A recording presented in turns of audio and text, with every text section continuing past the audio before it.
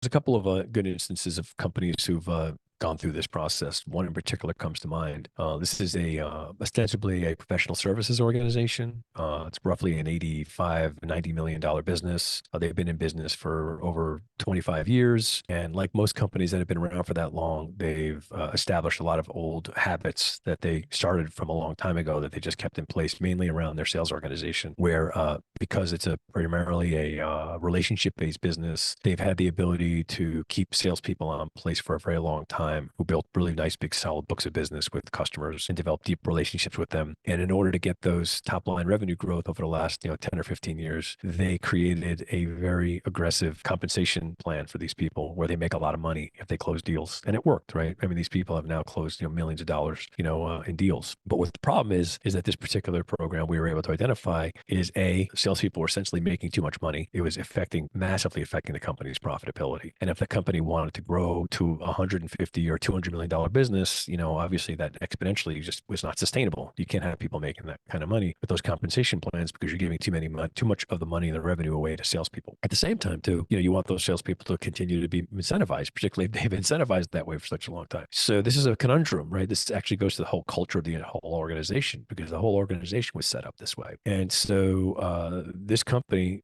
came to us because they were ready to expand, maybe even make a couple more acquisitions. But they recognized that without recalibrating the way that they develop these compensation strategies for their sales organization, that it was never going to work. And because they knew this, like most companies, they just kept on kicking this issue down the road because they never ever want to deal with it, And the fear, of course, was if they made a big change, they'd lose their salespeople and maybe lose some key customers. So this was sort of a thing where they created almost like a prisoner's dilemma for themselves. So part of the analysis that we made was that, first of all, there was a lot of issues related specifically to a lot of the specific accounts and the ways in which a lot of these companies were managing the specific accounts. We also determined that there's a lot of ways in which the organization could deploy other sales enablement teams, like, for example, SDRs or even customer success managers who'd be able to assist in helping some of these deals close that would allow these salespeople to not only keep nurturing their existing customers, but give them the incentive to go get new ones, right? While they had other teams to help them. And this is a very, very uncomfortable process for these people, as you can imagine. This was not an easy thing for them to go through because they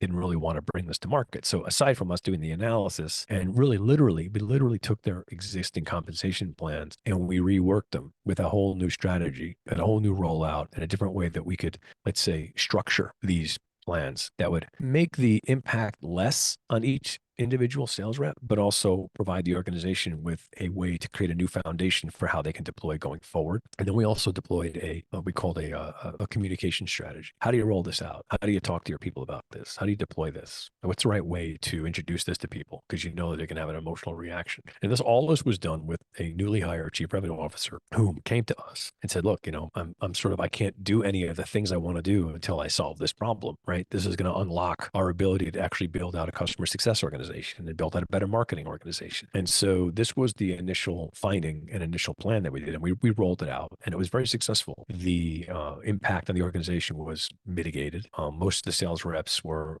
on board. They understood the reasoning behind it. A new level of transparency was brought to the organization that wasn't there before. And right now, H1 looks like it's going to be profitable. And the majority of the people who were impacted by this have been given incentive plans where they see now how this is going to make sense for them. And despite the fact they may take a hit, they're going to continue on. So this is like one example of without our program and the analysis that we did, they would never have been able to unlock this particular issue and provide them with the means with which to be able to build out much more robust revenue operations.